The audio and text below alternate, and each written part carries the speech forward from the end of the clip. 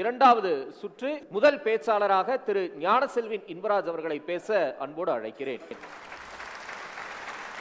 ஒரு பெரம்பூர் தொகுதியில் விஜய் அவங்க போட்டியிடுவது மத ரீதியாகவும் ஜாதி ரீதியாகவும் அங்கே இருக்கக்கூடிய வாக்கு வங்கியை மையப்படுத்தி அவர் போட்டியிடுறாருன்னு குறிப்பிட்டாங்க. பெரம்பூரில் இருக்கக்கூடிய ஓட்டு எண்ணிக்கை 2,22,792. அதில் கிறிஸ்தவர்களுடைய ஓட்டு எண்ணிக்கை 30,000, முஸ்லீமுடைய ஓட்டு எண்ணிக்கை 10,000. அங்கு இருக்கக்கூடியது பட்டியலினத்தை சார்ந்தவர்கள். இது புள்ளி விவரம். அப்படின்னா திமுகவை சேர்ந்தவர்கள் பொய் பிரச்சாரத்தை மட்டுமே மையப்படுத்தி பயணிக்கக்கூடியவர்கள் என்பதற்கான ஆதார புள்ளி இது. சகோதரி நாம் தமிழர் இயக்கத்தை சார்ந்தவர்கள் சொன்னார்கள், புல்லு கட்டு பாக்கெட்ல வச்சிருந்தாரு, வெளியே கட்டினாருன்னு. அண்ணன் சீமான் அவர்களை விட இந்த அரசியல் களத்திலே காமெடிகளை செய்து கொண்டும் கருத்துகள் என்கின்ற போர்வையிலே பொய்யான தகவல்களை எடுத்து வைத்துக் கொண்டும் பேசுவதற்கு வேறு யார் இருக்கிறார் என்கின்ற ஒரு வார்த்தையை மட்டும் நீங்கள் சொல்லுங்கள். நீங்கள் தமிழ் தேசியத்தை மையப்படுத்தி பேசுகின்றீர்கள். இதே விடுதலை புலி இயக்கத்தை, அந்த விடுதலை புலி இயக்கம் தவறு செய்தது என்று ஐநா மன்றத்தில் நாரிமன் என்பவரை வைத்து நீங்கள் ஒரு அறிக்கை தாக்கல் செய்யவில்லையா? நீங்கள் ஆதாரம் என்னிடம் இருக்கிறது, ஆதாரம் என்னிடம் இருக்குது. இருக்குங்க, இல்லாம நான் பேசல, இருக்கு. அதே மாதிரி சொல்றேன், புல்லு கட்டுகிறது.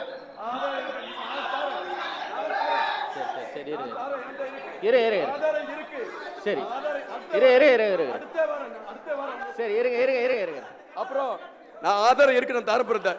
இருக்கு பிரதர், என்கிட்ட இருக்கு, தரேன். நான் செல் ஆஃப்ல இருக்கு, ஆன் பண்ணி தரேன், காட்டி தாட்டுறேன். இருக்கு பிரதர், இருக்கு.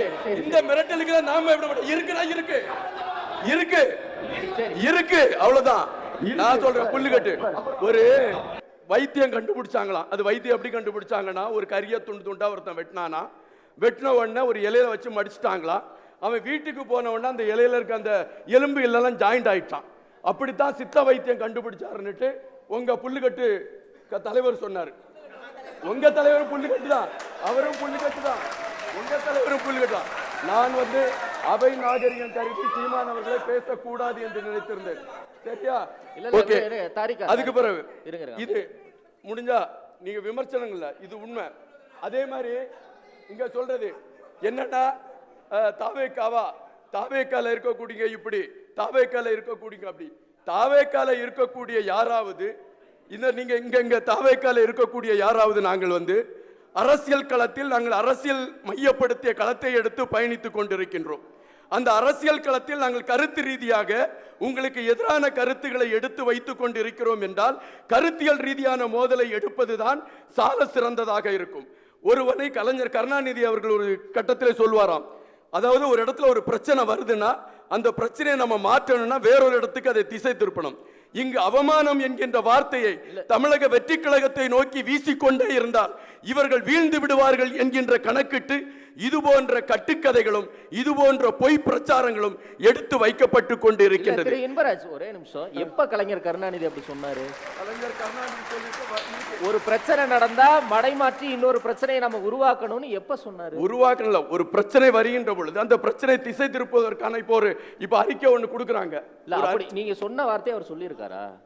இதுக்கு இது இருக்கு, சொல்லி இருக்கு. நான் உங்களை எடுத்து அது சாரு சார், பொய்ங்க சார், பொய்யெல்லாம் பேசல சார், இது பொய்யெல்லாம் பேசல, இருக்கு தோழர். ஒரே நிமிஷம், இப்ப இல்லங்க, நான் ஒண்ணு சொல்லிடுறேன். கலைஞர் கருணாநிதி ஆகட்டும், செல்வி ஜெயலலிதா ஆகட்டும், எந்த தலைவரும் இப்படி வெளிப்படையாலாம் சொல்ல மாட்டாங்க. ஒருவேளை உண்மையா இருந்தாலும் இப்படி எல்லாம் யாரும் சொல்ல மாட்டாங்க. இருக்கு தலைவர், இதெல்லாம் இருக்கு, வரலாறு இருக்கு. நீங்க பழைய காலத்துல பழைய காலத்துல எத்தனை பத்திரிகை வந்திருக்குன்னு உங்களுக்கு தெரியுமா?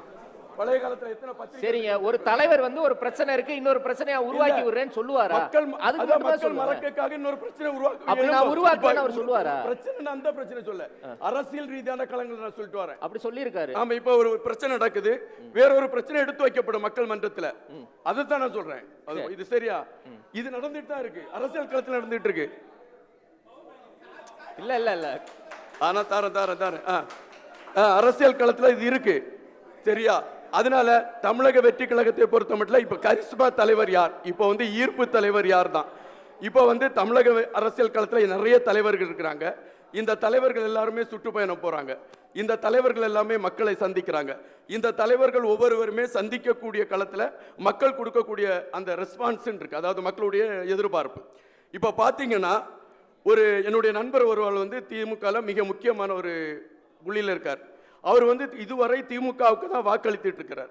அவருடைய வீட்டில் இருக்கக்கூடிய 10ஆம் கிளாஸ் படிக்கக்கூடிய ஒரு பொண்ணு, அம்மா அப்பா இந்த தடவை நீங்க வந்து தாவேக்காக்கு தான் நீங்க வாக்களிக்கணும். அது பொதுமக்களே இப்பொழுது பிரச்சாரத்தை தாவேக்காவை நோக்கி எடுக்கலான ஒரு களம் இப்பொழுது உருவாகிருக்கு. எங்களை பொறுத்த மட்டில் நீங்கள் தொடர்ச்சியாக வைக்கக்கூடிய ஒரு விமர்சனம் தற்குறி அல்லது இவர்களுக்கு அரசியல் தெரியாது என்கின்ற தற்குறி என்பதற்கான அர்த்தமே வேறு. அதாவது காளியம்மா போன்றவர்களுக்கு அது தெரியும் என்று நான் நினைக்கின்றேன். தற்குறி என்பதற்கு தமிழன் முதலாக உலகத்தில் உருவான பொழுது ஒரு குறியீடு அவன் மேல், அதாவது ஒரு குறியீடு, இப்ப இந்த வீட்டில் சார்ந்தவர்களுக்குன்னா ஒரு குறியீடு, இவனுக்கென்றால் ஒரு குறியீடு, அதைத்தான் தற்குறியீடு என்று குறிப்பிடப்பட்டிருக்கிறது. ஓகே, நாங்க விஜய் என்கின்ற அந்த மாமனிதனை நேசிக்கக்கூடிய தற்குறிகளாக இருப்பதில் நாங்கள் பெருமைப்படுகிறோம். இதுல எங்களுக்கு ஒன்றும் வருத்தமே கிடையாது. இதை நாங்க வருத்தமாவே வைக்கல.